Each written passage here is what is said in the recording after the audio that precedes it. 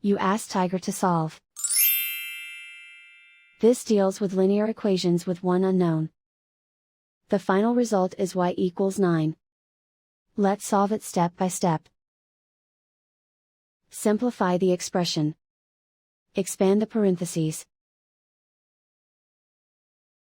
Simplify the arithmetic. Group all constants on the right side of the equation. Add 50 to both sides. Simplify the arithmetic.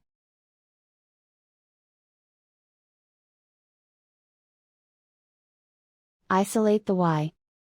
Divide both sides by 5. Simplify the fraction. Find the greatest common factor of the numerator and denominator. Factor out and cancel the greatest common factor. And so the final result is y equals 9.